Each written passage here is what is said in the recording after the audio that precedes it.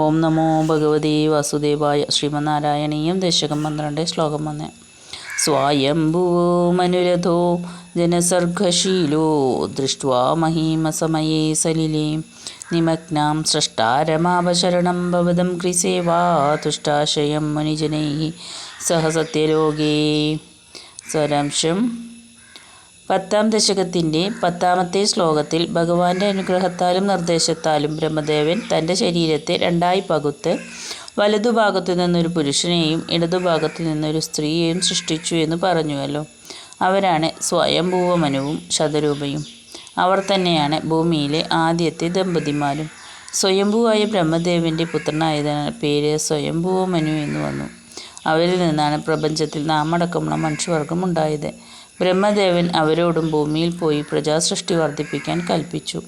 പിതാവിൻ്റെ ആജ്ഞാനുസരണം മനു ശതരൂപ ദമ്പതിമാർ ഭൂവർലോകത്തിലെത്തി, അഥവാ അവർ ഭൂമിയിലെത്തി. അനന്തരം പ്രജകളെ സൃഷ്ടിക്കുവാൻ വന്ന സ്വയംഭൂവ മനു പ്രളയകാലം വരുന്നതിനു മുൻപ് തന്നെ അനവസരത്തിൽ ഭൂമിയെ വെള്ളത്തിൽ മുങ്ങിപ്പോയതായി കണ്ടു.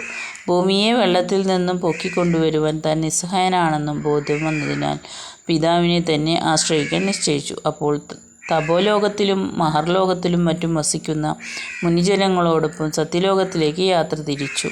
സത്യലോകത്തിൽ അല്ലയോ ശ്രീ ഗുരുവായൂരപ്പ, അവിടുത്തെ തൃപ്പാദങ്ങളെ സേവിച്ചുകൊണ്ട് ആനന്ദിച്ചിരിക്കുന്ന പിതാവായ ബ്രഹ്മദേവനെ ശരണം പ്രാപിച്ചു. ഹരേ കൃഷ്ണ. സർവം കൃഷ്ണാർപ്പണമസ്തു.